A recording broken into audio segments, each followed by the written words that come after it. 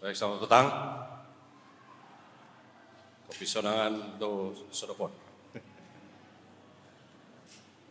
Baik, saudara, waktu cepat berlalu ya, 1 minggu ini kita bertemu hari demi hari.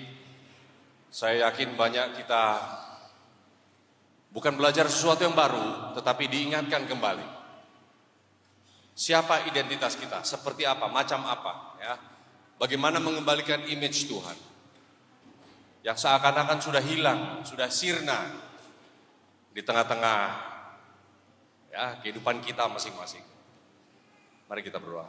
Bapa di surga, terima kasih Tuhan, janji-Mu Tuhan akan hadir, dan Tuhan sudah hadir sebelum acara ini dimulai. Dan Tuhan juga akan hadir di saat kami mengakhiri segala sesuatu Tuhan. Supaya kami boleh dituntun memasuki kehidupan di mana Tuhan inginkan. Buka mata kami, telinga kami, hati kami sekali lagi malam hari ini Tuhan. Di dalam nama Yesus. Amin. Saudara-saudara, di dalam buku Yohanes 3:6 dikatakan, apa yang lahir dari daging adalah daging. Yang lahir dari roh adalah roh. Jadi di dalam kita ada 2 manusia, saudara-saudara. Di mana saudara dan saya lahir di dunia ini di dalam daging, tetapi itu baru separuh perjalanan. Separuh lagi yang akan membuat kita menjadi manusia yang seutuhnya, seperti beberapa hari lalu ya, seperti kupu-kupu, bukan lagi makan daun, saudara-saudara. Menikmati hidup bersama Kristus, bukan di dalam hal lahiriah saja ya. Menikmati berjalan bersama Tuhan di dalam roh. Inilah image Tuhan yang Tuhan sedang mau kembalikan ke dalam jemaatnya. Nah saudara, malam hari ini saya membahas, judulnya adalah menderita suatu penderitaan yang tidak perlu ditanggung. Sebenarnya beberapa hari lalu kita sudah bahas sedikit ya. Sebenarnya inti dari semua pertemuan kita minggu ini ya itulah. 1 Petrus 2 ayat 19. Adalah kasih karunia jika seorang yang sadar akan kehendak Tuhan mau menderita penderitaan yang tidak perlu dia tanggung. Luar biasa ini saudara-saudara. Ayat ini di saat saya pertama kali jumpa dengan ayat ini, saya katakan waduh luar biasa ya. Ini maknanya sangat dalam. Bahwa seorang yang diberikan kasih karunia harus mencerminkan kasih karunia yang sama, yaitu dia sadar akan kehendak Tuhan, dia sadar bahwa inilah image Kristus, dia harus mau menderita penderitaan yang tidak pantas dia tanggung. Saudara, tadi ada satu lagu, terima kasih tadi lagunya, seluruhnya ya baik. Ada satu kalimat yang tadi saya ambil, sempat saya foto di atas, saya ambil gambar. It's easy to say, when life is at its best. Ya. Mudah berkata saudara, gampang ngomong. Orang Jakarta bilang, gampang ngomong itu gampang. Mudah. Kalau everything is good, segala sesuatu baik. Tetapi di saat cobaan datang, ujian datang, disitulah iman kita apa tadi? Kata-katanya. Disitulah iman kita sedang diuji. Saudara-saudara, banyak manusia tidak suka diuji. Ya, banyak manusia tidak mau melakukan yang benar di saat when things are not going well, ya, di saat segala sesuatu tidak berjalan mulus. Nah, saudara, inilah amaran bagi kita. Mau atau tidak saudara melakukan sesuatu yang baik, walaupun seakan-akan tidak ada balasan. Maukah melakukan sesuatu yang benar, seakan-akan tidak ada yang apa? Yang membalas baik budi kita. Maukah kita mau berbuat sesuatu, saudara-saudara, kalau tidak ada yang tepuk tangan, tidak ada reward? Maukah kita berbuat sesuatu di balik pintu yang tertutup? Sesungguhnya disitulah konsistensi seorang Kristen sedang diuji. Mau tak kita melakukan sesuatu kepada orang, kebaikan baik kepada seorang yang seakan-akan tidak pantas mendapatkan kebaikan? Mau enggak saudara? Ya. Kalau orang baik kepada kita, makanya di dalam Matius Yesus katakan, jangan berbuat baik pada yang baik sama kamu. Berbuatlah baik kepada siapa? Musuhmu sekalian. Beberapa tahun lalu saudara-saudara saya pergi ada di Sacramento di California. Kami sekeluarga pergi di sana, ada acara macam begini juga. Beberapa hari lalu diakhiri pada hari Sabat. Sabat malam selesai, lepas sundown alias matahari terbenam. Acara sudah selesai, thank you semuanya, goodbye, kita kembali ke hotel, naik mobil. Tapi waktu itu sedang musim dingin, ya, banyak angin. Sebelum tiba di hotel, kami sedikit lapar. Sudah larut malam, mampirlah, cari makanan sedikit ya, isi perut. Ya berhubung tidak ada makanan yang ideal, kami berhenti di McDonald's. Lalu berhenti di McDonald's, lalu saya park mobil kita di depan McDonald's. Istri dan anak-anak tidak mau keluar karena agak dingin, agak sejuk ya. Lalu saya keluar sendiri, saya ambil uang, ambil dompet, ambil wallet. Saya masuk ke dalam McDonald. Oke. Saya antri di depan kasir. Lalu saya lihat, bolehlah kita beli french fries lah ya. Beli kentang goreng, lalu beli apple pie dan sebagainya. Saya order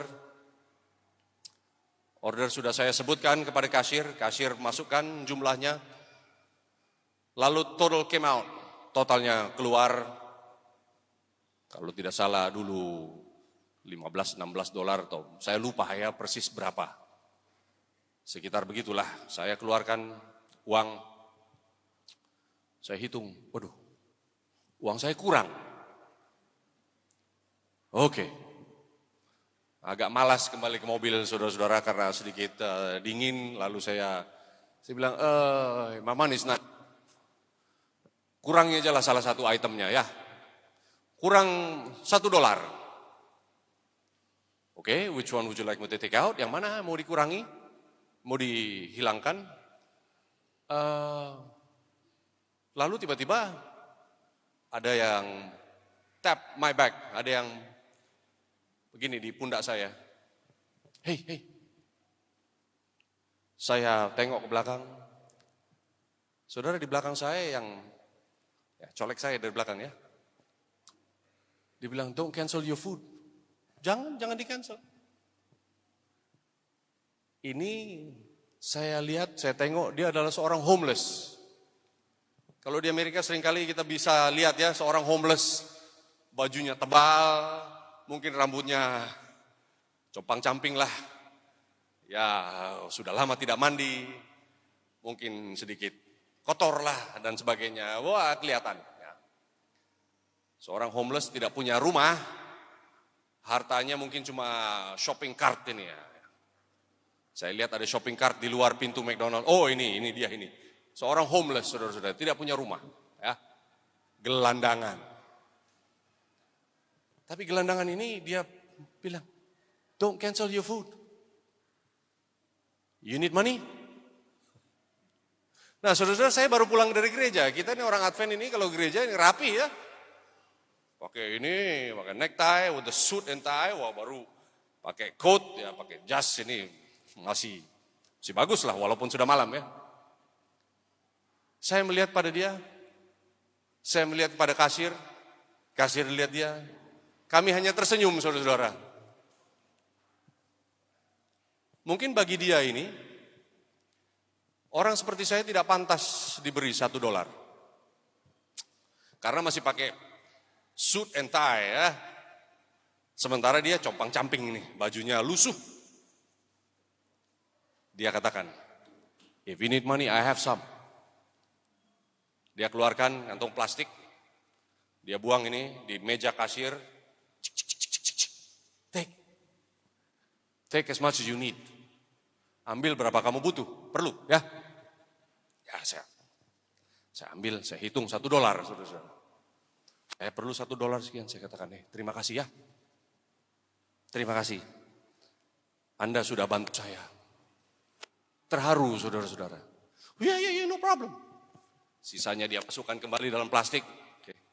Order saya sudah selesai, saya tunggu makanan saya selesai. Lalu dia juga pesan sesuatu, ya kalau di Amerika, gelandangan pun beli di McDonald's sanggup ya. Lalu saudara-saudara, sesudah saya ambil makanan saya katakan sama dia, "Hey brother, what's your name?" "My name is David." "What's your name?" "Oh, saya Ramon." "Where are you from?" "I'm from Indonesia." "Whoa, far away. What are you doing here in Sacramento?" "Bikin apa Sacramento?" "I'm a missionary." "Oh, praise the Lord. Next time you need money, you come to my town, kamu datang kembali ke Sacramento, you call me." Thank you, brother. Saya ambil makanan saya keluar. "Hey David, you wait here, okay?" Ya. Saya pergi, saya masuk ke mobil, saya berikan makanan kepada istri dan anak. Saya katakan, "Hey, give me my wallet. Sini. Berikan saya itu, saya punya wallet." Saya hitung, saya keluarkan. Ada $100 US. Saya seorang misionari ya, tidak biasanya keluarkan $100 dan bagi kepada homeless. Tetapi I felt impressed. Saya serasa mesti terdorong oleh Roh Kudus berbuat sesuatu pada manusia, seorang ini. Saya ambil $100, saya masuk kembali ke McDonald's. "Hey, you know what, David? The Bible says, whatever you do in the name of gospel, you shall receive 100-fold.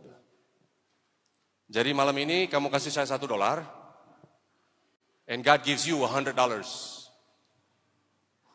Saya berikan $100 kepada dia. "Whoa, this is a lot of money. I don't think I've ever received $100. Belum pernah saya terima $100. Saya bilang sama dia, "Wah, I've never received any money from a homeless." Saya hanya joking ya. Lalu dibilang, "Wah, thank you brother." Saya bilang, no, thank you. Karena saya katakan kepada dia, kamu sudah menunjukkan kepada saya the Christ-like, apa saudara-saudara?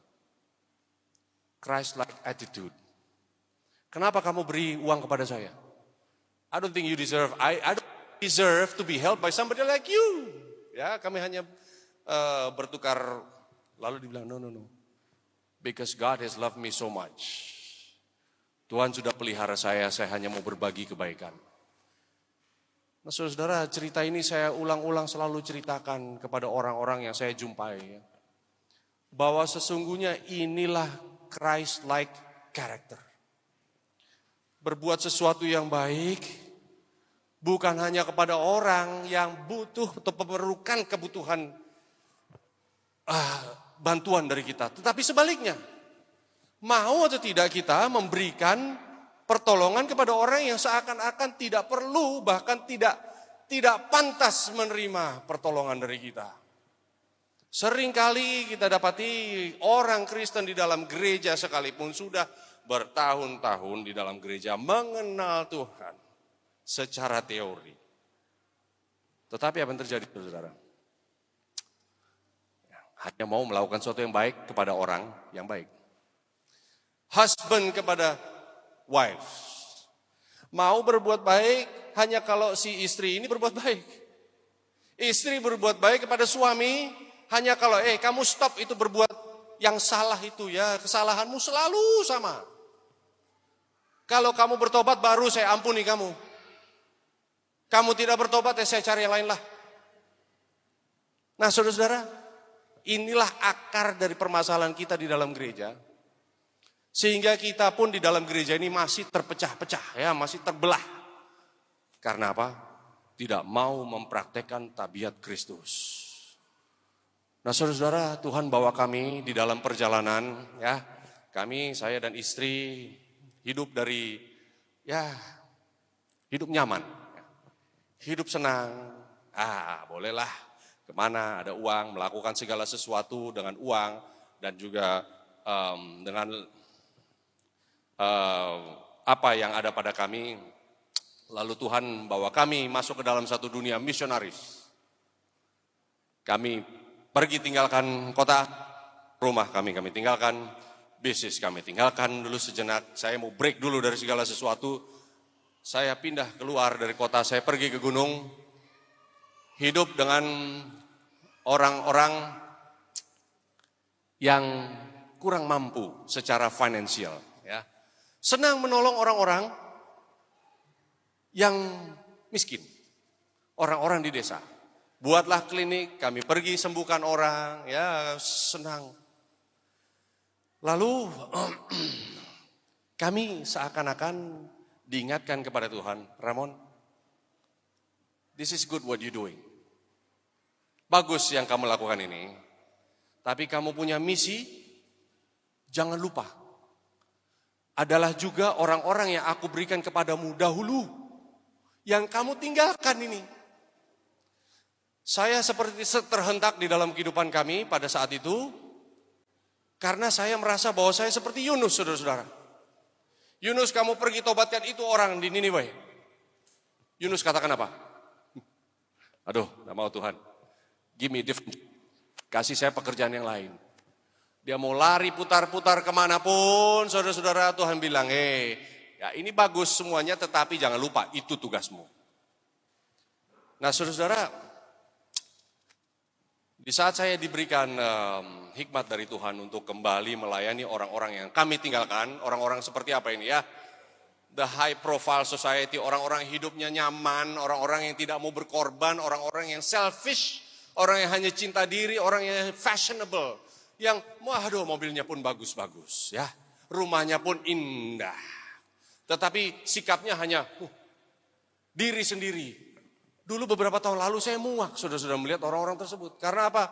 Kami datang dari orang yang seperti itu, Tuhan bawa ke sini, lalu Tuhan bilang, jangan lupa, tengok kembali. Karena you are the only one who knows how to speak with them. Kamulah satu-satunya saya bisa pakai untuk bicara kepada mereka. Dan kamu di sini karena hatimu sudah saya rubahkan, saya tobatkan, sekarang untuk menjadi sempurna kembali lagi ke sana.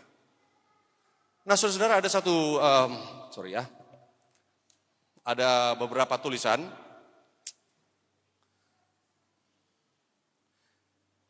Saya ingin bagikan di sini. Ini, kembali. Maaf sedikit banyak ya, ada 4 tulisan. Saya ingin bacakan. Ini saya translate sendiri karena kebetulan saya tahu dulu ada bukunya, sudah ditranslate atau belum, saya ambil kesempatan translate sendiri dengan kata-kata saya sendiri. Semoga dimengerti. Kita bicara evangelism, bukunya. Ditulis oleh Nyonya White. Halaman 555. Kita bicara banyak mengenai orang miskin yang terabaikan. Tidakkah kita perlu memberikan perhatian kepada orang kaya yang juga terabaikan? Perlu tidak, saudara-saudara? Perlu. Banyak yang menganggap bahwa kaum ini tidak punya pengharapan dan sedikit upaya dilakukan untuk membuka mata mereka yang terbutakan dan tergiur oleh kuasa setan sehingga dapat binasa selamanya. Ribuan orang kaya pergi ke kubur mereka tanpa diberi amaran, sebab mereka dihakimi atas penampilan mereka dan tidak dianggap tidak berpengharapan. Ada juga ya, saya rasa di lingkungan saudara-saudara dimanapun ya, kalau kita melihat orang kaya, saudara-saudara, kita iri, kita cemburu dengan apa yang mereka ingini. Seringkali kita hormati mereka hanya karena apa? Punya uang banyak. Tapi sebenarnya tidak suka dengan mereka. Banyak orang kaya merasa perlu sesuatu yang mereka belum miliki. Sedikit dari mereka pergi kemana? Ke gereja. Karena mereka tidak mendapat apapun, ajaran yang mereka dengar tidak menyentuh jiwa mereka. Mereka semakin lama semakin hilang dalam kesendirian dan pemikiran mereka sendiri. Mereka menjadi binasa karena mencintai diri sendiri. Ya. Tidak bisa disentuh, tidak dapat mudah terkesan dan mudah curiga bahwa semua orang mendekati mereka karena uangnya. Orang miskin iri terhadap orang-orang kaya ini, sementara mereka perlu dikasihani, bukan dicemburui. Orang-orang hebat berpendidikan ini boleh dijangkau dengan kesederhanaan dan kehidupan suci, bukan dengan bermacam-macam argumen yang tajam. Saudara, bagaimana? Saya sering ya dapat bertemu dengan teman-teman misionaris, beberapa gereja juga. Mereka senang mau mentargetkan kelompok yang mana, saudara-saudara. Kita berharap lebih banyak orang-orang kaya datang ke gereja karena kita bukan cinta jiwanya, saudara-saudara. Kita cinta uangnya. Supaya mereka datang, mereka bagilah uangnya mereka supaya program boleh jalan. Makanya seringkali orang kaya di dalam gereja, waduh kalau bisa dikasih karpet merah, saudara-saudara. Datang ke gereja, itulah yang paling dihormati di gereja, betul ya? Saya harap tidak ada di sini, tetapi seringkali di dalam gereja kita dapat demikian. Oke, ada dua lagi nih. Umpan tidak, apa nih umpan di sini? Umpannya bait. Tidak disiapkan untuk menarik mereka di kelompok ini. Metode dan cara tidak cukup didoakan untuk memberi kebenaran yang untuk menyelamatkan mereka. Biasanya orang kaya yang modern, yang angkuh, mengerti bahwa kebahagiaan tidak bisa didapat melalui uang yang dimiliki, melalui barang mahal, furniture ya, ataupun lukisan atau art. Mereka ingin sesuatu yang mereka tidak miliki. Namun kaum ini hanya tertarik pada satu dengan yang lain dan sangat sukar untuk mendapat akses kepada mereka, dan sebab itulah mereka binasa di dalam dosa, sementara mereka berharap mendapat sesuatu yang memberi kelegaan dan damai pada jiwa mereka. Mereka perlu siapa? Yesus, terang kebenaran. Nah, ini yang terakhir. Belum banyak upaya dilakukan untuk menjangkau kelas ini. Sementara kita perlu memberi Injil kepada kaum miskin, kita pun perlu memberi Injil di dalam terang yang menarik kepada mereka yang orang mampu dan memiliki talenta besar. Tetapi untuk melakukan pekerjaan ini, para pekerja harus mencapai tingkat intelektual yang tinggi. Mereka tidak boleh merosot ke tingkat yang rendah, sehingga tidak membedakan macam pekerjaan dan perkataan yang diberikan, sebab mereka biasa melayani kaum miskin. Mereka harus dilengkapi dengan alat-alat yang tepat, dan harus disiapkan untuk membawa kebenaran secara intelektual kepada orang kaya. Alasan mengapa upaya ini belum dilakukan adalah karena kurangnya iman dan semangat di dalam Tuhan. Saudara-saudara, ini hanya bercerita sedikit mengalami pengalaman saya. Seringkali kita ini hanya mau melayani orang-orang yang mata kita mudah melihat. Ini dia perlu dibantu. Kalau yang itu tidak perlu dibantu. Mata kita, saudara-saudara, seringkali mengatakan apa yang kita bisa lihat itulah yang benar.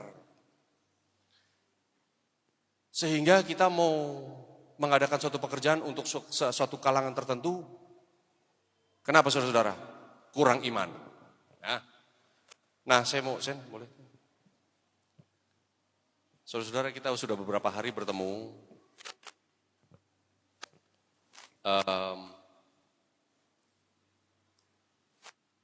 Inilah kami. Sudah meninggalkan kehidupan yang lama, meninggalkan teman-teman, lalu hidup menjadi seorang petani. Coba-coba saudara-saudara. Pegang cangkul, coba bercocok tanam, mengerjakan kebun sendiri, senang. Country living, pergi keluar dari kota. Ya, saya senang dulu ayat saya ini, Matius 10 ayat 8. Pergi beritakan Injil, katakan kerajaan surga sudah dekat. Jangan bawa uang, jangan bawa purse, ya. Jangan bawa jubah 2, jangan bawa tongkat, jangan bawa sepatu. Pergi tanpa bawa apapun. Inilah yang saya lakukan, saudara-saudara. Luar biasa. Tuhan kita ini luar biasa baik, saudara-saudara. Tuhan memberikan kebutuhan kita lebih daripada apa yang kita bisa bayangkan. Tetapi di dalam Lukas 22, ini sebenarnya saya mau singgung sedikit, tetapi malam ini saya rasa sedikit kita elaborate ya, kita perjelas. Apakah selamanya Tuhan mau hanya bisa mencintai orang-orang yang sudah pergi ke gunung, dia menyendiri. Apa Tuhan tidak mengasihi orang-orang yang masih di dalam perkotaan, masih di dalam perniagaan, masih berdagang, masih kerja di office, masih kerja di dalam secular company? Apa Tuhan tidak menyayangi mereka sama seperti Tuhan menyayangi orang yang seperti beginilah. Next. Ini. Saudara-saudara, boleh saja ya, kita pergi country living, menyediakan makanan kita sendiri, menyederhanakan hidup ya, walaupun kami dulu orang niaga, orang bisnis, orang industri, coba tinggalkan, lalu mencoba bereksperimen suatu kehidupan yang baru. Boleh saja, kalau itu memang kehendak Tuhan. Tetapi kadang-kadang kehendak Tuhan juga, jangan lupa walaupun kamu ada di sini, Ramon sama Sandy, ada juga pekerjaanmu yang lain. Saya katakan, Tuhan, saya tidak maulah melayani mereka. Mereka tidak memerlukan saya. Orang-orang yang di desa ini memerlukan saya. Mungkin kalau orang di kota dulu senang dengan masa lalu kami. Ya inilah masa lalu kami ya. Tidak usah lama-lama. Next. Ya, orang-orang di kota, nanti aja. Ya orang-orang di dalam kota tentu senang jika kita terlihat sama dengan mereka. Tetapi ternyata saudara-saudara, orang-orang yang kaya, orang-orang mempunyai uang, hanya membutuhkan Yesus dan membutuhkan seorang teman yang tulus. Betul ya? Orang-orang yang mempunyai uang ini, kadang-kali curiga mereka, kamu dekat-dekat sama saya untuk apa? Mau uang saya kah? Gereja datang kepada kehidupan orang-orang yang punya uang ini, apa ini niatnya? Ya, tetapi Tuhan membutuhkan orang-orang untuk menjangkau semua kalangan saudara-saudara, karena Yesus sudah mengakhiri pekerjaannya. Seringkali kami memikirkan bagaimana the unreached people, orang-orang tidak terjangkau, yaitu di pulau-pulau, di atas gunung, orang-orang pelosok jauh tempatnya, tetapi lupa bahwa ribuan pun orang yang kaya ini adalah tidak mempunyai pengharapan. Ribuan setiap hari mati, meninggal tanpa mendengarkan Yesus. Nah, kalau begitu siapa yang mau diutus untuk pergi ke sana? Hanya orang-orang yang dulunya kaya? Oh, tidak juga saudara-saudara. Orang-orang ini membutuhkan teman. Ya. Saya seringkali merasa, Tuhan, kalau saya sudah di dalam kehidupan ini, tak mampulah saya pergi ke sana untuk menjadi Injil bagi mereka. Tetapi saudara-saudara, kami benar-benar salah. Nah, oke, nanti ya. Oke, title pada malam ini ya, yaitu ialah, this one right? Ya. Menderita yang tidak perlu ditanggung. Mungkin ibu bapak di saat melihat foto kami tinggal di countryside ya, hidup sudah sangat sederhana, dandanan sederhana, dari orang yang di sini tiba-tiba ke orang di sini, seakan-akan itu ialah sesuatu yang achievement untuk kerohanian ya. Tapi sayangnya yang hebat. Tapi sayangnya di saat kita datang kepada Tuhan ya, Tuhan menginginkan kita dengan cara yang berbeda. Tuhan berbicara dengan suami saya mengatakan, Sandy, ya, dulu saya tempatkan kamu di tempat itu, tapi sayangnya kamu nggak punya cerita. Tapi kamu tidak punya message yang bisa disampaikan untuk orang-orang tersebut gitu ya. Tapi sayangnya pada saat itu saya takut. Karena saya sudah berada di comfort zone yang namanya atau apa ya? What call that? Image. No, I mean orang mengenal reputasi. Reputation. Wah, seneng Bu rasanya mempunyai reputasi.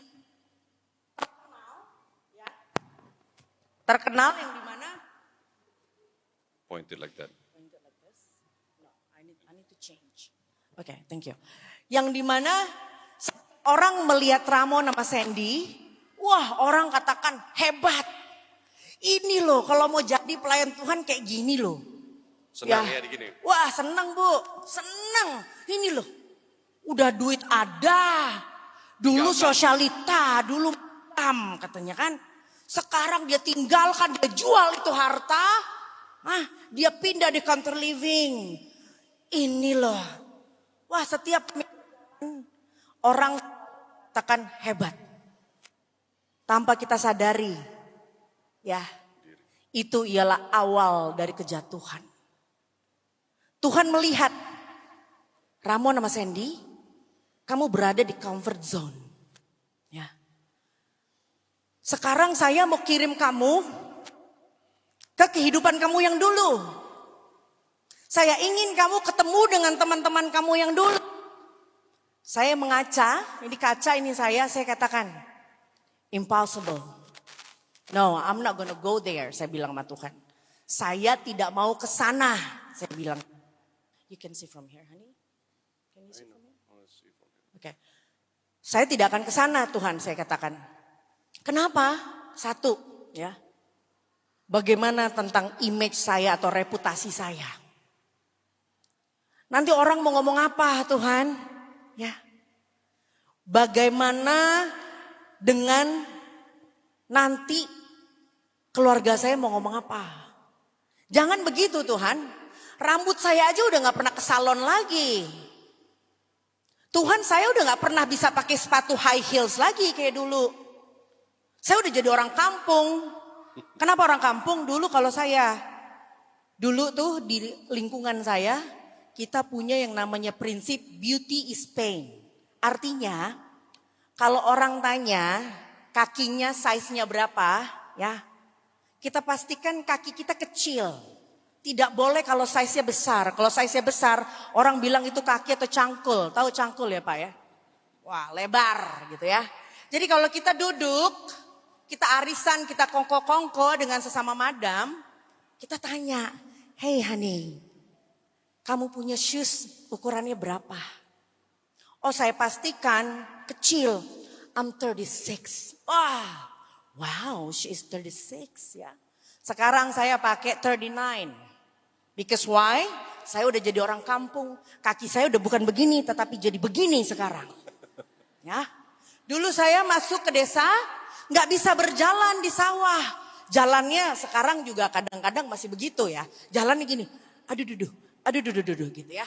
Oh kalau sekarang, wah, saya bisa jalan gitu. Karena kakinya udah begini ya. Jadi di lingkungan saya ditanya, honey, yes darling. Kamu punya size celana berapa? Your pant size, ya. I'm 26. Wow, 26 ya. Berarti kamu treatment, ya. Berarti kamu orang yang sering berada di salon atau di beauty, di dokter gitu. Tapi kalau dibilang size kamu berapa? 28. Wow, kamu makannya kayak gajah ya. Makan terus ya, gitu. Ya. Jadi semuanya tuh size-nya tuh harus seragam. Gak boleh kelihatan besar. Kalau ditanya, size baju kamu berapa? Dan mereka bukan cuma mau nanya, mereka akan lihat, coba lihat gitu. They just wanna make sure. Oh kita pastikan size kita, oh size aku extra small. Ya. Kalau sekarang size kamu berapa medium? Wow, baju atau karung. Ya. Di sana kayak gitu. Jadi kalau ibu mau masuk persaingan sana, make sure ibu punya mental yang kuat. Make sure ibu jangan makan. Dulu saya kalau makan bangun tidur, saya bukan berdoa Bu. Bangun tidur saya langsung di samping tempat tidur saya ada yang namanya timbangan atau apa ya, what we call that, scale. Jadi bangun tidur bukan aduh Tuhan apa kabar. No, bangun tidur langsung ke scale. Berapa timbangan? Gitu. Ya. Oh mau makan? Enggak mau makan. Minum aja air putih atau jus. Karena abis ini saya mau ke dokter. Saya mau sedot lemak. Saya mau tamitak. Atau saya mau suntik apalah itu ya. Puji Tuhan saya udah lupa dengan hal-hal itu ya. Saya gak perlu lagi inget-inget kayak gitu. Because I'm a free woman now. Saya udah bebas dari hal-hal seperti itu. I don't care. Saudara saya orang bilang, Ibu Sandy sekarang agak gemukan ya. Ya because I'm so happy. Hah? Sekarang saya punya yang namanya ministry, itu apa? Eating ministry. Setiap kali orang ngelihat misionaris, ngelihat pelayan Tuhan, bawaannya mau dikasih makan terus ya. Ibu makannya jangan sedikit, makan. Nanti baru keluar lagi ada yang ngundang makan. Makan. So I eat gitu ya. Kalau dulu ibu makan, oh saya harus hitung dulu kalorinya ada berapa. Oh nantilah, nanti saya makannya nanti, sehari cuma sekali. Karena kenapa? Mau kurusin badan itu mahal ya. Dulu tuh begitu gitu. Dan di saat saya ikut Tuhan, ya, saya berada di satu image yang akhirnya menurut Tuhan kedagingan saya ternyata mencintai image itu. Apa itu? Perhatian. Wah Sandy, lihat udah jadi begini, aduh perhatian di dalam lingkungan kerohanian. Ya, ibu bapak, Tuhan kita tidak bisa dibohongi. Tuhan akan lihat, hey Ramon sama Sandy udah mulai comfort zone kamu ya. Ayo kamu pergi ke dunia. Saya gak mau, saya katakan Tuhan saya gak mau pergi ke sana. Look at them. Saya udah jadi begini Tuhan. Saya bahkan udah gak bisa pakai sepatu hak tinggi lagi. Masa saya mau duduk makan dengan mereka? Oh Tuhan terus menginspirasikan saya. Kamu harus ke sana. Sehingga suatu hari saya diundang oleh teman saya. Ya, kebetulan Tuhan membawa kami mempunyai cycling ministry yang dimana saya diundang oleh teman saya untuk pergi ke acara perkawinan anaknya. Ya, wah saya nggak mau. Lalu dia bilang masa ketua kami atau leader kami nggak datang sih? Saya katakan Tuhan, saya marah sama Tuhan. Tuhan tahu dulu tuh baju saya semuanya extra small ya. Sekarang udah bukan extra small saya bilang. Dan saya gak mungkin mau beli baju baru. Dan di sana ibu tidak bisa baju pakai yang palsu.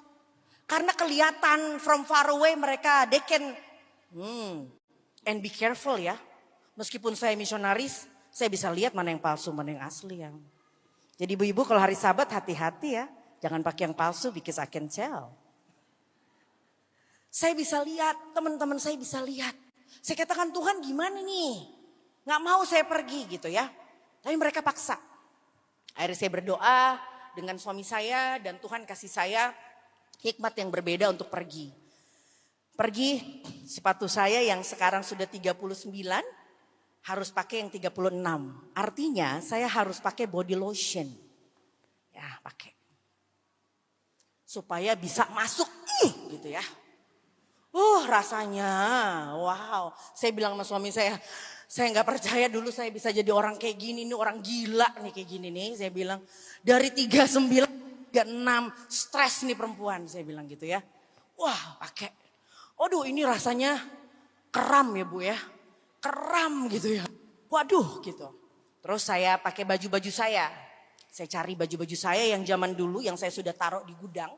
Ya, saya udah mau buang, tapi waktu itu sepertinya Tuhan menginspirasikan saya untuk tidak buang baju-baju itu. Ternyata untuk masa ini ya. Dan baju-baju itu semuanya kecil. Dan saya katakan Tuhan saya gak bisa pakai. Tapi akhirnya Tuhan kasih hikmat. Kamu jangan makan seharian. Ya, ibu bapak. Jangan makan, minum air putih. Kalau ibu makan, apalagi makan garam, ibu bisa bisa ada cairan sehingga tubuh ibu terlihat besar. Jadi kalau ibu mau pergi pesta, jangan makan garam, jangan makan gula. Supaya kulit ibu glowing. Langsung ibu-ibu catat. Yang catatnya bukan Alkitab, tapi catatnya how to be glowing. Nah itu kan. Ya. Lalu saya tidak makan seharian, saya cuma minum air putih. Itu pun minumnya sedikit ya. Akhirnya puji Tuhan bajunya bisa muat. Saya muat meskipun saya gak bisa nafas. Saya katakan ini apa, ini gila Pak ya. Lalu akhirnya saya dengan suami saya pergi ke hotel berbintang, hotel bintang 5. Saya pergi ke sana dengan hak tinggi, dengan rambut yang sudah disalon, ya, dengan makeup, dengan clutch saya, dengan baju saya, ya. Itulah manusia ya. Di Alkitab, di Roh Nubuat dikatakan, manusia ini ialah ciptaan yang sangat luar biasa. Artinya manusia ini gampang adaptasi. Adaptasi itu apa ya? Gampang menyesuaikan diri. Jadi di saat saya sudah mulai pakai hak saya, sudah mulai pakai baju saya, sudah mulai pakai tas saya mulai lupa kalau diri saya misionaris gitu ya. Wah udah mulai lagi tak, waduh gitu ya, udah mulai. Lalu saya dipanggil sama teman-teman saya suka semuanya. Wah Sandy datang. Dan saya suka ngumpet di pilar-pilar ya, kayak yang di belakang gitu. Hah? Ya saya suka sembunyi di pilar-pilar. Kenapa saya suka sembunyi di pilar-pilar? Karena kaki saya kram, Bu. Saya harus copot sepatu saya. Saya sembunyi, saya copot, saya urut-urut, saya kesel banget sama Tuhan. Saya bilang, Tuhan apaan sih? Tuhan udah bawa saya ke countryside. Tuhan udah bawa saya supaya saya bisa melepaskan apa yang menjadi ilah saya gitu. Saya punya hairstylist, saya punya makeup artist udah gak kerja lagi sama saya. Saya udah jadi begini, saya katakan. Kenapa kamu mau saya kembali lagi ke kehidupan saya? Saya bingung sama kamu, saya marah sama Tuhan gitu ya. Lalu acara sudah selesai, saya puji Tuhan akhirnya saya harus pulang dengan suami saya. Saya pulang, saya jalan gitu ya. Terus saya lihat ke belakang, ada sol. Ibu tahu sol sepatu? It's like this. What you guys call over here? Sol, same? Oke. Ada sol sepatu yang tertinggal. Alias copot dari dia punya sepatu kan gitu ya. Lalu saya lupa bahwa saya seorang misionaris, saya berdiri dan saya katakan, kesian ya copot. Siapa yang copot itu sepatunya? Lalu suami saya, saya ingat, oh Ramon, saya katakan, saya lihat sepatu saya, baby, itu sepatu aku. Itu yang copot sepatu aku. Lalu teman-teman saya udah pada datang. Sandy, saya bilang kita harus pergi sekarang. Kalau enggak malu gue. Ambil cepet lari Ramon. Kalau enggak ini baju juga bisa robek semuanya saya lari. Ya. Ibu terkadang kita enggak tahu dimanapun Tuhan ingin menempatkan hidup kita. Ya. Kenapa saya katakan seperti ini? Banyak sekali di saat kita mau bekerja sama Tuhan. Yang ternyata kita pertahankan yaitu image kita. Bagaimana kita terlihat bagus dan baik di dalam lingkungan gereja. Ya. Dan itu sangat berbahaya. Karena kenapa? Kalau dulu saya di dunia, saya rasa saya salah. Ya. Tapi di saat saya ikut Tuhan, hati-hati. Kita tidak merasa kita salah. Bahkan mata kita, indera kita akan mengatakan, you are okay. Kamu baik-baik aja. Makanya kenapa dikatakan dosa yang paling besar yaitu apa? Di saat kita tidak melakukan kehendak Tuhan tapi melakukan kehendak kita. I'm so sorry. Ya kan kita melakukan kehendak kita bukan melakukan kehendak Tuhan. Ya. Kenapa saya saksikan kehidupan saya dengan suami saya? Sampai sedetail ini dengan ibu. Supaya ibu bapak tidak mengalami pengalaman yang sama. Kalaupun ibu bapak mengalami pengalaman yang sama. Ya, ibu bapak jangan takut Tuhan mau bawa Anda kemana. Tapi pastikan sebelum Tuhan bawa Anda ke dalam lingkungan seperti itu ya. Pastikan Anda terdidik oleh Tuhan. Pastikan Anda mengerti identitas Anda. Karena banyak manusia pinginnya langsung lompat ke komunitas orang kaya. Kenapa? Karena tidak mencintai jiwa mereka, tapi mencintai duit mereka. Pastikan Anda tidak seperti itu. Kenapa di saat Anda ke sana, ya, teman-teman saya tuh ya, kalau duduk semua ya. Kalau dulu, saya rasanya, gue nggak boleh dong kalah, enak aja gue kalah kan gitu ya. Gue pastiin lu ngerasa lu paling bawah gitu, nggak bisa gue kalah. Ya, saya pastikan kamu di bawah gitu. Teman-teman saya, madam-madam, kalau ketawa Bu, hai, giginya putih sampai ke sana tuh kelihatan tuh.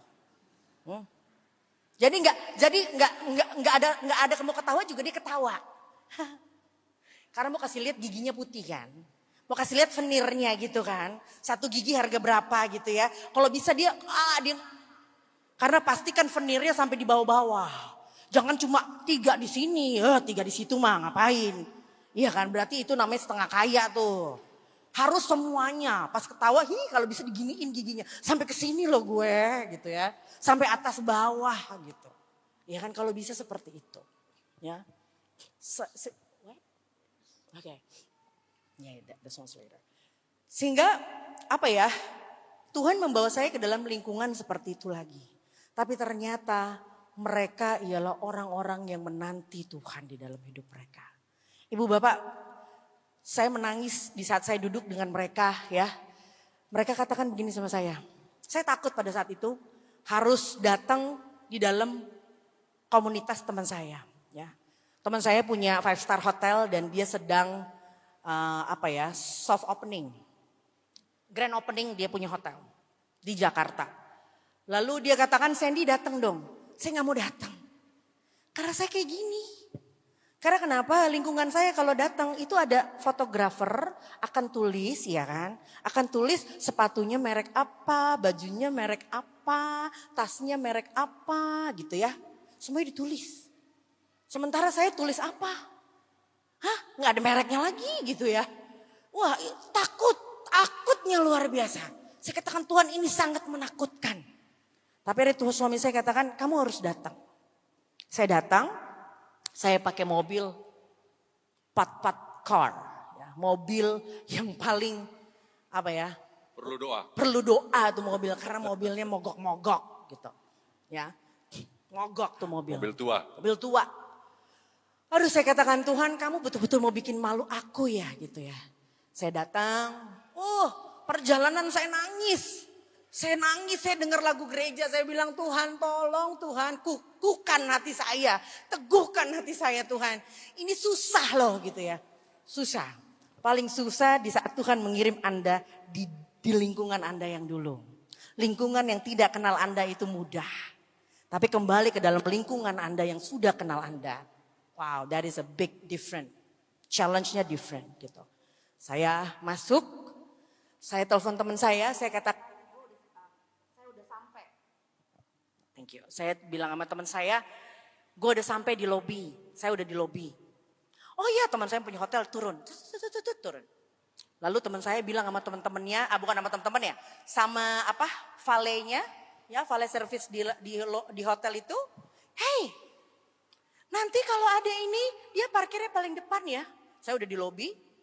Teman saya yang punya hotel bilang ini parkirnya paling depan. Saya malu bu. Saya bilang kenapa paling depan sih? Saya bilang sama teman saya, lu bikin malu gue, lu malu-maluin gue. Kenapa?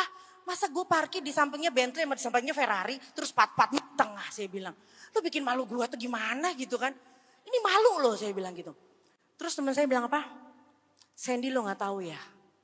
Kehadiran Anda di sini. Ya.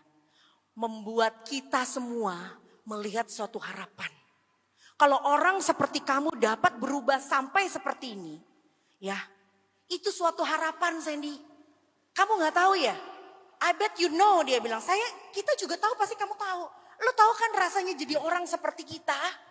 Merasa bahwa kita cuma punya uang dan akan mati dan udah kayaknya hidupnya percuma aja gitu. Tapi melihat kamu bisa mempunyai suatu harapan, melihat kamu bisa mempunyai suatu purpose, lo gak tahu ya betapa beruntungnya kita kenal sama kamu. Ibu bapak sejak saat itu, saya katakan sama suami saya, dimanapun Tuhan mau bawa saya.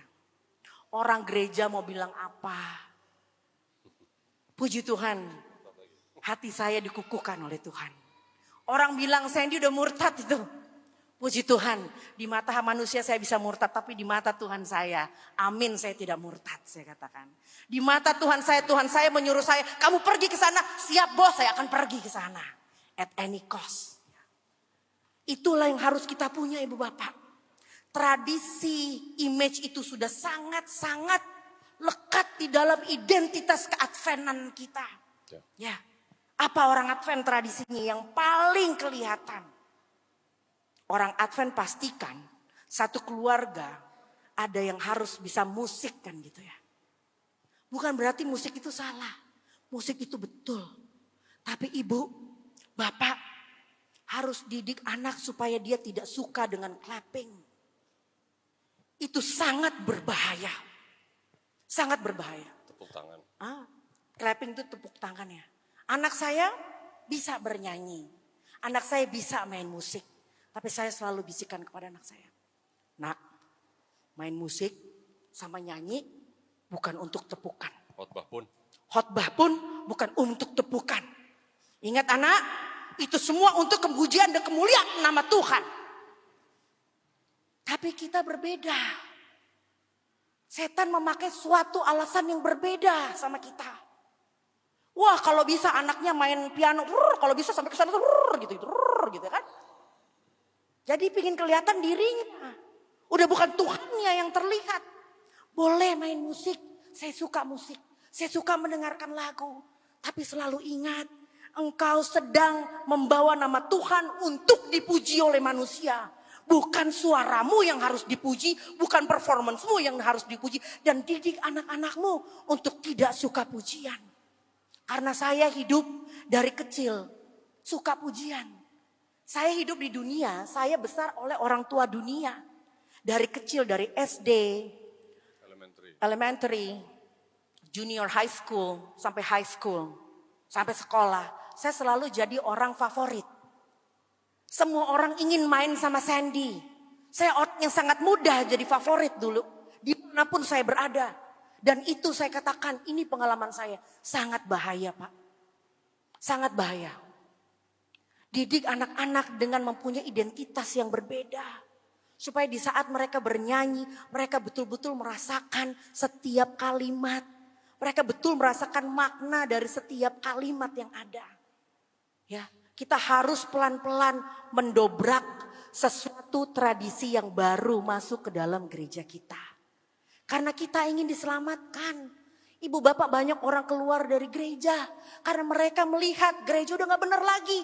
Tapi saya katakan saya tidak akan meninggalkan gereja. Saya punya beribu macam cara untuk meninggalkan gereja.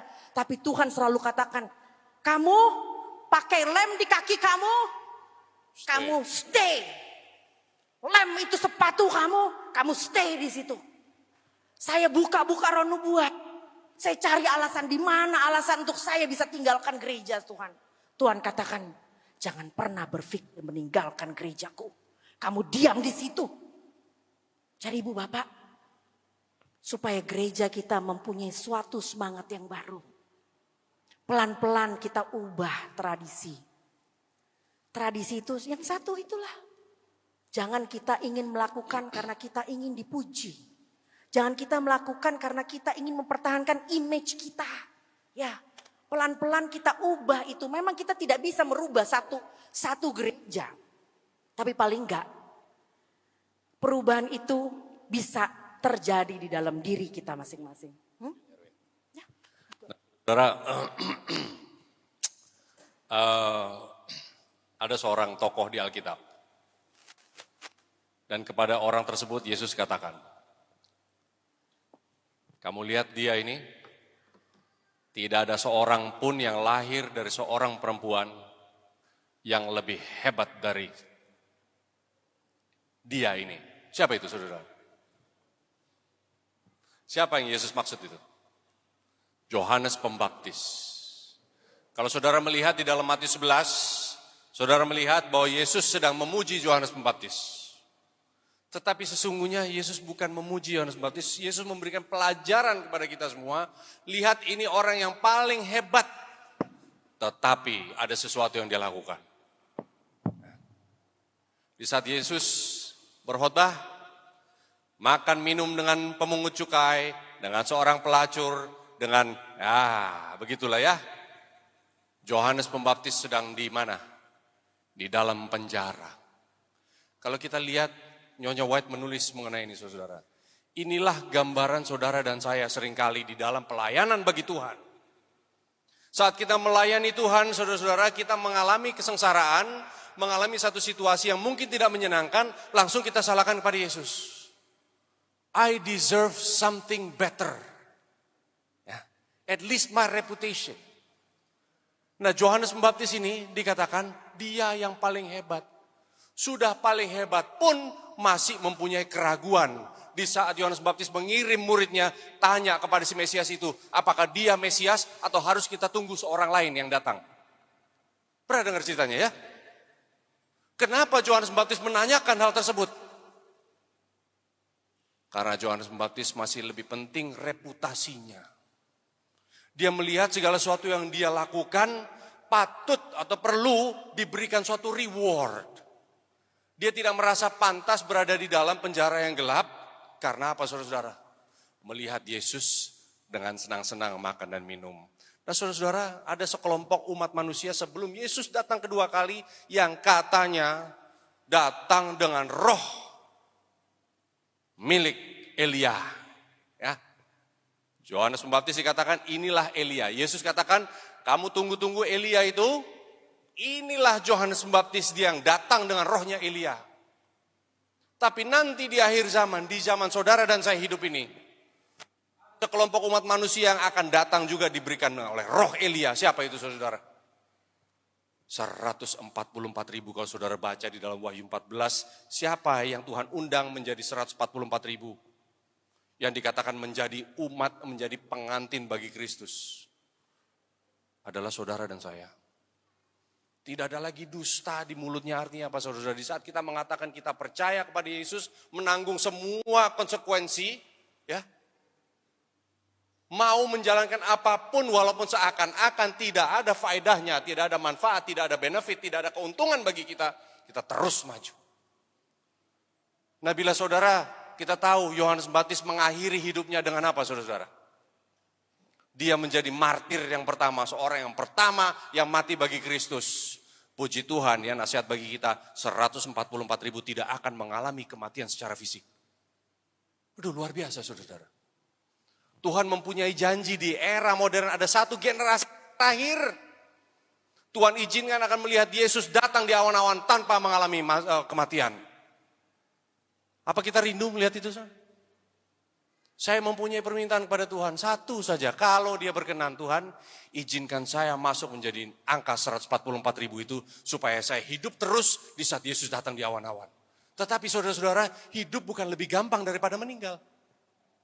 Karena untuk hidup terus di dalam fisik kita, ya, kita harus mati setiap hari untuk Yesus. Saudara-saudara, Tuhan akan kadang-kadang bawa kita ke tempat-tempat, ya, yang mungkin tidak menyenangkan untuk hati kita, untuk melayani orang-orang. Seringkali kita pertahankan reputasi kita pertahankan image kita, nanti orang bicara apa?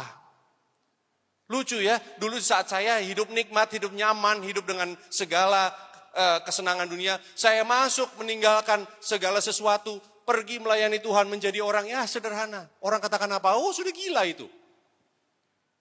Siapa yang bicara itu? Seringkali orang gereja. Sama di dalam buku Matius 11 ini orang Farisi mengatakan, hei Yohanes Pembaptis, kamu sudah seperti orang gila. Pakaianmu, makananmu, cara kamu hidup, cara kamu tinggal. Ya? Ternyata orang yang sama berkata demikian, bicara sama mengenai Yesus. Hei Yesus, kamu bikin apa di sini? Makan, minum, senang-senang dengan para pelacur, dengan orang pemungut cukai. Sementara lihat itu loh, hendaknya kamu seperti Yohanes Pembaptis. Nah saudara-saudara, ingat ya. Siapa yang selalu akan berkata negatif, dimanapun saudara berada, saudara akan mempunyai orang-orang sekeliling Anda yang akan selalu bicara negatif. Betul itu? Jadi jangan pedulikan orang bicara apa. Saudara akan mendapatkan, saudara punya kehidupan lebih bahagia, akan fokus di dalam pekerjaan Tuhan. Saudara-saudara, saya mempunyai satu video di sini. Oke. Oh, oke. Yeah, this is it. The sound? You have the sound with them? You tell them already? Ya. Bukan. Ini.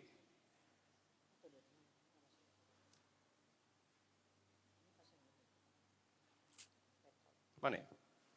Sebentar ya. Ada satu video di sini, tapi gimana? Kenapa nggak bisa ini?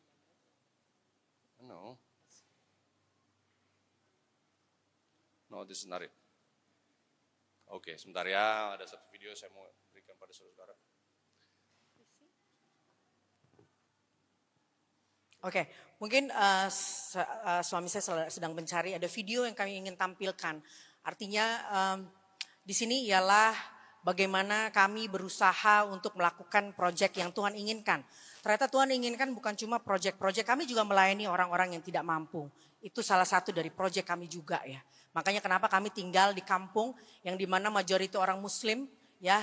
Kami sudah hampir 13 tahun lebih tinggal di sana. Yang dimana di sana kami memberikan kebutuhan mereka. Kami punya klinik.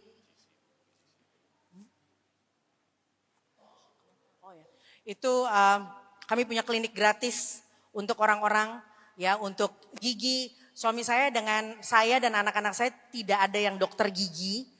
Tapi karena di kampung kami susah untuk cari dokter gigi, sehingga ada dokter datang dari Alaska. Kebetulan kami punya tempat klinik gigi kami lengkap, karena itu salah satu dari proyek kami dan kami sudah tidak ada dokter lagi.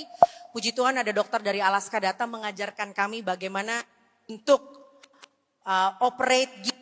Jadi kami memberikan gratis kepada orang-orang bagaimana mencabut, scaling atau menambal. Ya, anak saya nomor 2, puji Tuhan, dia juga sudah masuk September ini untuk Universitas Kedokteran Gigi karena dia mempunyai kerinduan untuk harus ada dokter yang beneran lah untuk ada di dalam klinik kami ya. Jadi kami mempunyai kami berikan gratis. Kami juga mempunyai pelayanan berbagi kebutuhan makanan kepada mereka. Bahkan kalau lebaran seperti ini semua keluarga kami berikan ya kebutuhan lebaran, beras lah, minyak lah, kue-kue ya, semuanya. Tetapi kenapa saya dengan suami saya memberikan ibu pelayanan atau memberi pelayanan yang seperti ini? Karena ibu bapak sangat mudah untuk terlihat ibu bapak baik di saat ibu bapak melayani orang-orang yang tidak mampu. Ya, ibu bapak mempunyai kredit yang sangat excellent. Tetapi di saat Tuhan menginginkan ibu bapak melayani tempat yang lain, pastikan ibu bapak jangan pernah menolak setiap tugas yang Tuhan inginkan. Jadi sebagai seorang pelayan Tuhan kita harus siap dimanapun Tuhan menginginkan kita. Sama juga sering sekali saya katakan kepada ibu bapak, dimanapun Tuhan menempatkan Anda, di kantor-kantor Anda, ingat Anda bukan seorang karyawan belaka yang menunggu salary setiap bulan. Tapi Anda ialah misionaris yang Tuhan tempatkan di tempat itu. Ya, jadi pastikan apa yang Anda lakukan, pastikan Anda membawa baik nama Tuhan. Lakukan segala sesuatu. Ya, saya selalu bilang kita seakan-akan sedang compete sama orang dunia. Compete-nya itu apa? Kita harus terlihat lebih excellent lagi gitu. Ya, dan di dalam dunia olahraga ini saya mendapati sesuatu yang sudah belum? Oke. Saya mendapati sesuatu yang sangat luar biasa pelajaran. Kenapa? Sorry. Dan mereka juga datang bahkan saya nggak tahu ibu bapak, ada satu saya nggak usah mention namanya ya. Di Indonesia ada satu band yang sangat terkenal sampai sekarang masih aktif dari tahun 80. Ya saya nggak usah mention namanya. Kalau mau tahu datang ke saya aja nanti saya kasih tahu. Karena saya takut sahabat saya ngelihat ini gitu. Ya, dia berada di cycling community saya. Istrinya berada di cycling community saya. Setiap hari melihat bagaimana saya hidup dan lain-lainnya. Saya nggak tahu kalau dia ialah istri dari vokalis bandnya itu. Jadi dia bilang, Sen boleh nggak deket sama kamu? Boleh. Dia dekat sama saya. Lalu dia katakan suatu hari saya mau ajak suami saya pergi ke tempat kamu di desa. Boleh? Boleh dong saya katakan. Lalu dia telepon saya, dia katakan alhamdulillah suami saya libur jadi bisa pergi ke desa kamu. Oke, sure, datang aja. Lalu setelah dia datang, dia masuk ke pagar kami. Kebetulan saya tidak keluar, saya masih di dalam. Lalu tim saya ngomong begini sama saya. Saya dipanggil kakak is the big sister. Saya dipanggil gini sama tim saya, kakak tahu nggak yang datang siapa? Siapa yang datang? Ini loh kak, si artis terkenal itu katanya. Hah? Artis terkenal, siapa? Ini, bohong saya katakan. Masa sih, dari mana dia tahu? Kakak, coba kakak keluar. Pas saya keluar, teman saya datang. Hey Sandy, kenalin ini suami gue. Ternyata suaminya yaitu vokalis yang saya katakan ya, band yang sangat terkenal. Sampai sekarang bandnya besar dari tahun 80-an. Lalu dia duduk sama saya, dia ngeliatin saya. dia seperti interogasi saya ya. Makannya gimana? Oh makan saya begini saya katakan. Gimana cara kamu mendidik anak-anak kamu? Mendidiknya begini. Kenapa kamu tinggal di sini? Ya karena begini-begini gitu. Boleh saya muter? Oh boleh. Saya ajak dia puter-puter lihat lokasi kami. Pusing-pusing. Lalu pusing-pusing ya bilangnya oke. Pusing-pusing ya. Lalu akhirnya setelah mereka pulang, mereka datang hari pagi-pagi, malam mereka pulang ya. Lalu besoknya teman saya telepon saya. Dia bilang, Sandy alhamdulillah Sandy. Kenapa? Lu tahu nggak suami gue ngomong apa katanya. Tahu nggak suami saya ngomong apa? Ngomong apa? Kata suami gue, telepon Sandy kita harus beli tanah di samping rumahnya Sandy. Oh maksudnya apa? Kita harus hidup sama seperti Sandy hidup. Kita harus makan sama seperti Sandy makan. Bahkan kita harus mendidik anak-anak kita sama seperti Sandy mendidik anak-anaknya katanya. Dan puji Tuhan mereka sudah beli. Oke, it's okay. Ini salah satu dari cycling komunitas saya di Jakarta. Communities, different groups, different people. We, for instance, we've been recently involved in this cycling and sports community because I'm a sports nutritionist. People start inviting us to talk about health. Sandy's been asked to become a leader in one of the biggest cycling community now.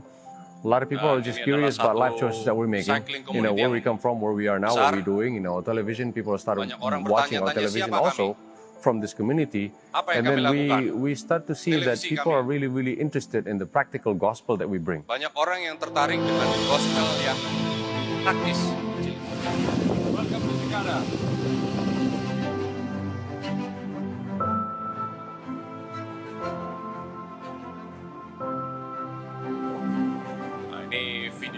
Sudah to the beberapa people tahun who are sebelum not pandemi. Christians, you cannot easily bring Bible and give them book to read. Orang-orang yang bukan Kristen tidak mudah kita Especially in berikan Indonesia buku. with majority Muslim. Dan di Indonesia ini banyak orang Muslim. Community, a lot of people are actually seeing what it means to be a Christian. Dan banyak orang You sedang know, from where memperhatikan are they learning? It's apa from artinya the menjadi choices seorang that Kristen. we're making. You know, from Melalui our attitude, pilihan-pilihan our kami, commitment, our seriousness sikap kami, into everything. keseriusan Even kami di something dalam as segala small as sesuatu, cycling. termasuk di dalam cycling ini.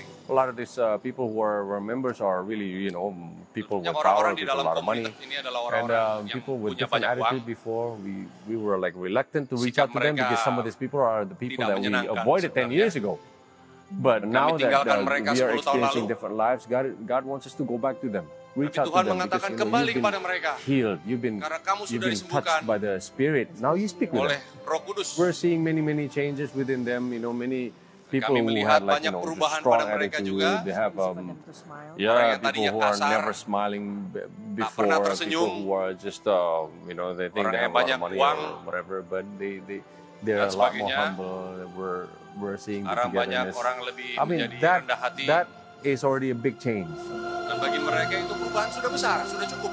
You know, we've been asked to counsel marriage. Kami diminta untuk A lot of people counsel are venting perkawinan, out pernikahan. their family problems, you know, from this friendship community. Orang yang mempunyai And then problema people are rumah just, tangga. asking us the secrets of raising children. Orang Wow, we have all bertanya these apa books. rahasianya We're mendidik sharing anak-anak. them, you know, what it really means Kami to bagi have kepada a mereka Christian family. apa artinya Before, menjadi seorang they Kristen. never believed that, you know, in this life, in this Mereka modern, tadinya tidak modern sadar world, bahwa that di dalam husband and wife zaman can be modern together ini, like harmony.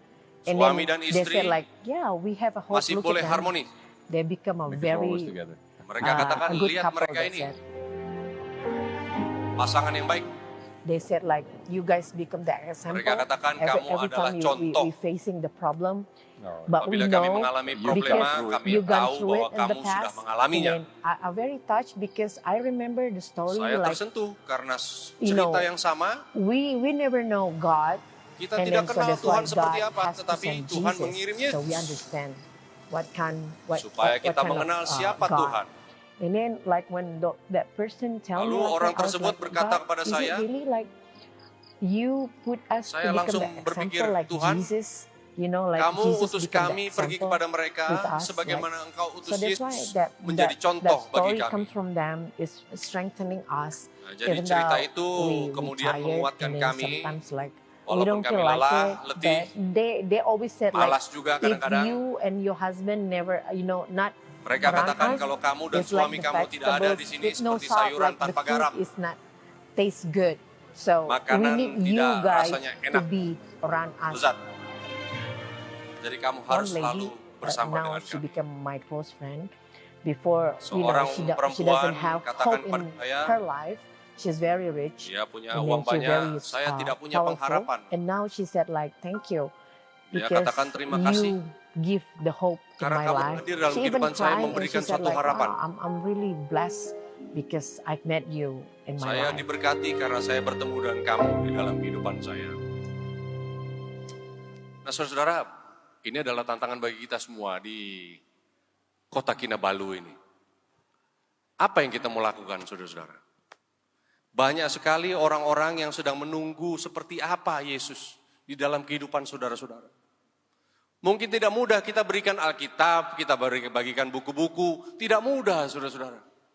Seringkali kita mau bagi buku saja karena apa? Malas bekerja. Apa itu bekerja? Malas bagi waktu untuk mereka. Malas berinvestasi apa? Friendship. Karena apa? Oh takut kalau saya main dengan orang-orang yang non-Adventist itu nanti orang kata apa tentang diri saya.